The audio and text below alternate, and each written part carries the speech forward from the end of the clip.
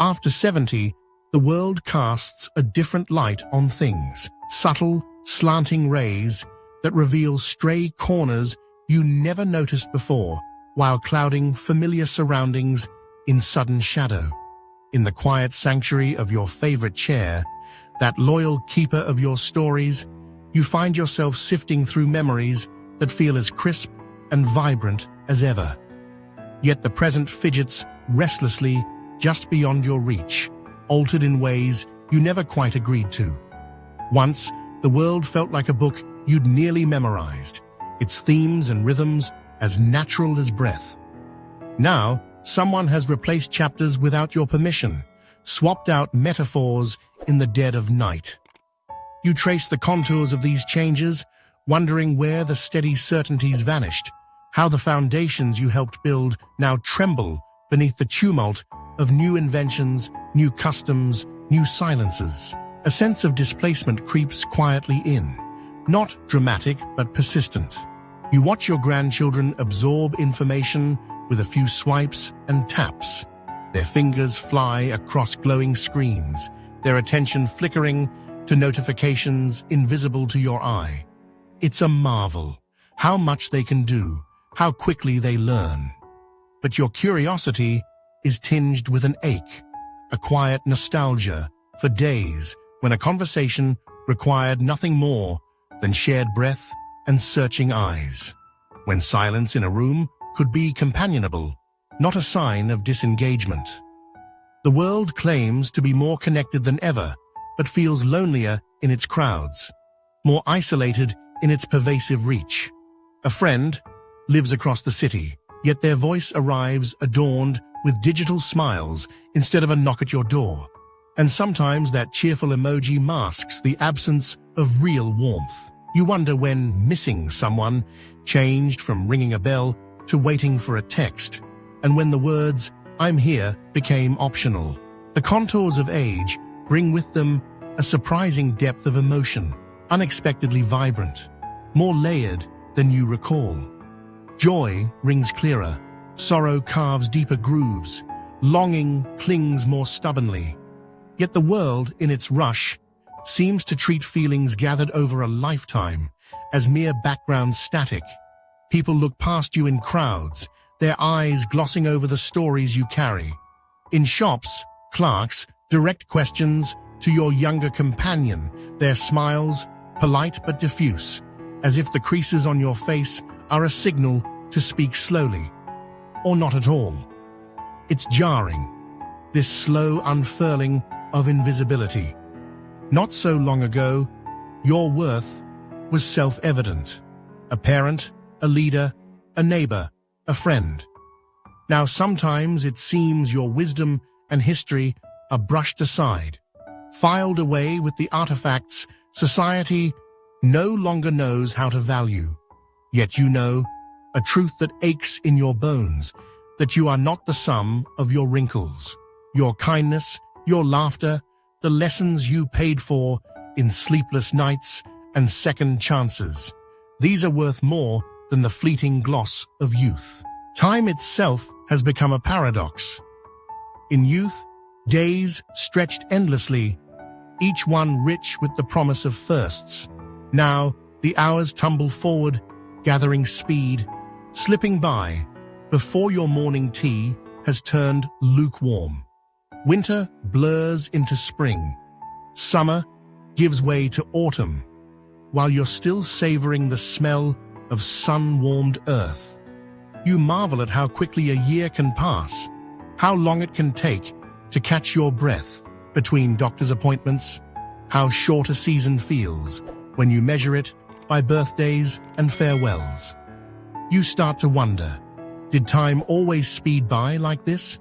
Or did it pick up the pace just when you stopped running? The irony isn't lost on you. The more you savor, the faster moments vanish. You want to linger, to gather these fleeting seconds in your hands, but like sand, they slip away, relentless and beautiful. Memory becomes a new terrain to navigate. Some things fade. The reason you entered a room, the word that teases you from the tip of your tongue. The world calls it forgetfulness. But inside, you hold vivid archives that no one can see. Your mother's laughter on a humid evening, the bittersweet hitch in your chest at your first goodbye, the cool grass pressed to your cheek on a day when the future felt infinite. Your life thrums with detail, recollections layered in your own secret language. Others may worry when you falter, but they don't realize how much you can still summon at a moment's notice. The texture of loss and love, the scent of hope. Just as memory becomes most precious, it grows fragile, and you learn to cherish it, to shield it from the blunt force of time. You notice a new dynamic in the advice you give. Younger generations ask, sometimes eagerly, sometimes out of duty, what you've learned, what you'd change. You share hard-won wisdom about love, about kindness, about letting go of grudges, and holding tight to forgiveness. You offer it gently, not to direct their lives, but to safeguard them from the same heartaches that shaped you. But often, you find your words kindly received, but quietly dismissed. Times are different now, they say, and maybe they're right. The trappings have changed, the context updated, but the bones of human experience are the same. Hearts still break with a piercing ache, absence still wounds, forgiveness still mends. You hope that one day they will return to your words and find comfort in them, evidence that every generation forges its own pattern, but the threads remain. Health, too, takes its own place at the center of your days. Once, your body was a faithful instrument. Hands that baked bread, wrote letters to distant friends, lifted children drenched in laughter, knees that climbed summits, stubborn and strong. Now, each morning, you take inventory of aches, waiting for the familiar companions of discomfort to greet you. Doctors' offices become as routine as the grocery store. Medication bottles stand like soldiers in neat rows. A different kind of calendar rules your time. You look great for your age, people say, as if living, truly living, is a surprise. But your happiest moments, you realize, have often come after the first wrinkle, after the first gray hair. A sunrise with your partner, a joke shared with a friend who's seen you at your worst, a grandchild's fierce embrace. Age isn't something to endure, but a vantage point that offers its own kind of splendor. So you sit quietly, surveying the world from your faithful chair. Some days, your heart aches for the simplicity of before. On others, you marvel at how much beauty persists, how much laughter can bloom unexpectedly even now. You understand that growing old is not for the faint of heart. You grow stronger, more compassionate, sometimes lonelier, always wiser. The puzzle of the world feels different, yes, but you hold the pieces you recognize tightly. You offer your stories, your wisdom, your love, and hope that one day the world will look past the surface and see the worth time can never erase. And then there's love. It arrives in so many forms across a lifetime. A dazzling rush in youth, dizzy with possibility, and then a settling, a gentle ease, the comfort of shared silence at dawn. You've witnessed its seasons shift from giggles behind closed doors to the quiet glances across a table, from wild declarations to the warm weight of a hand in yours. Love used to be explosive, unpredictable. Now it steadies itself, a heartbeat softer than before, but so much deeper. You know this in your bones. The heart does not age, no matter what the world says. People rarely speak of love after 70. It seems, somehow, to become invisible, as if aging were an antidote to longing, as if the desire for touch or company simply dissolves with the color in one's hair, but you still remember the feel of fingers tangled with yours, the ache of a body pressed close, the thrilling anticipation of a shared secret. You miss the way familiar laughter spreads warmth through a cold morning, how the fragrance left on a pillow can bring tears to your eyes before you even remember why. Still, this love is thought of as memory, not possibility, a relic, not a right. Yet, if you listen, really listen, there's a pulse there, an urge. You can still blush, you can still ache, you still want. Because at 70, love has not abandoned you. If anything, it has distilled, more honest, with nothing left to prove, only something left to share. The world has it backward.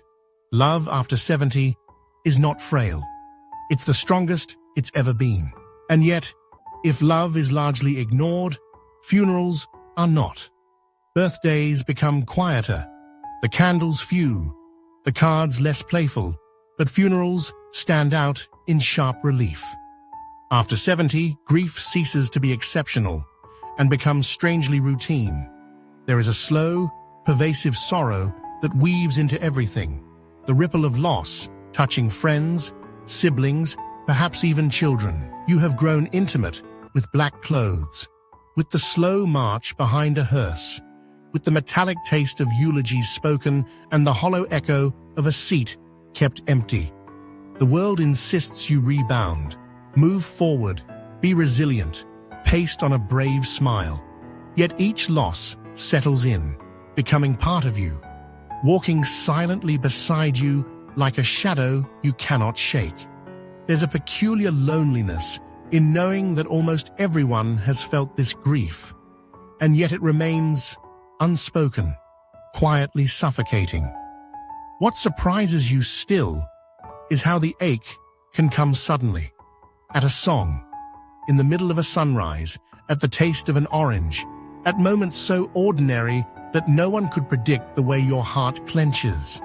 You are not alone, and yet grief makes you feel solitary, as though it were a private language in a room full of chatter.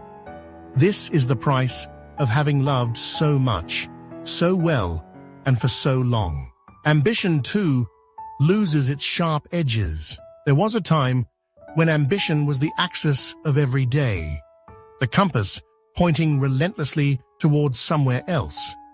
Another rung on the ladder, one more accomplishment, another milestone. The workplace drove your hours, goals filled your dreams.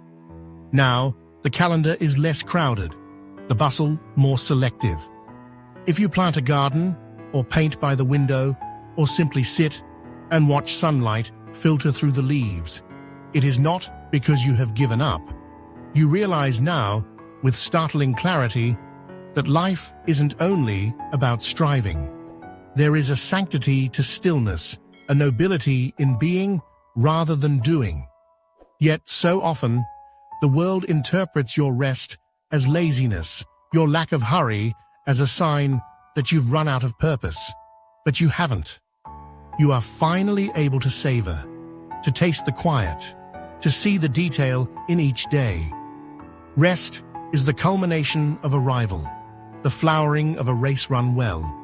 You notice things a hurried world ignores, the shifting shade of a sky at dusk, the softness in a grandchild's eyes, the simple pleasure of breathing. Yet for all this wisdom, the hardest strangeness is how everything feels more tender as time moves on.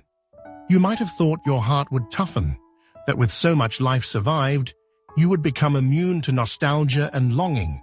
But instead, the opposite happens. You grow softer, more susceptible, as if your defenses have been worn away. Old songs can tangle your throat with memories. The sight of a photograph can soften your knees. Your voice trembles when you speak about the past, not because you regret, but because you are overflowing. You want to hug longer, say, "I love you," more often, linger in conversations, and offer blessings to people who won't understand the value of your words until years later. Yet modern life is noise and rush, urgent, dismissive, always moving forward. Few notice the weight in your eyes, the fullness behind your gentle words. You are not unhappy. You are brimming, carrying more than most can imagine, but wishing someone would slow down and ask you to share it. It is a strange oversight how much we prepare for firsts. The first job, the first home, the first child. We practice and plan and strategize for every milestone, every change. And yet, for age, for this vast, tender chapter of life, no one readies us. There are no blueprints for navigating the silence that comes after the noisy celebrations recede. No guidebook for facing the quiet afternoons, the empty places at the table, the way your world grows smaller, even as your heart expands. So, here you are, over 70, wiser, yes, warmer maybe, changed certainly. Sometimes you feel invisible in a world that hurries past you, as if you have already lived your story, and anything more is just an epilogue. But you know better. Every morning, you awaken into a life still brimming with possibility. Every inhale is a reminder that you remain, a living page in the book of your family, your friendships, your secret dreams. You smile, you give, you love, you hope. Perhaps the truest measure of a life is not how loudly it demanded attention, but how gently it left an imprint. In a kind word, a strong embrace, a story told at the right moment, which leads to the final question, one that so few think to ask. After everything you've seen, after all the loss and love and ambition and gentle unraveling, what remains? What do you still dream about? And the answer comes, quiet but certain. You dream of connection, of being seen and heard and needed. You dream of inclusion, of being invited to the heart of laughter and planning and hope. You dream of more love, for as long as the heart can hold it. You dream that someone will sit beside you and not rush away, content to wander through memories, willing to listen, willing to understand. You dream that even as the world changes, your worth remains. In the end, that is the mystery and the gift. After 70, you still dream. And that alone, perhaps, is what makes life make sense, even when nothing else does.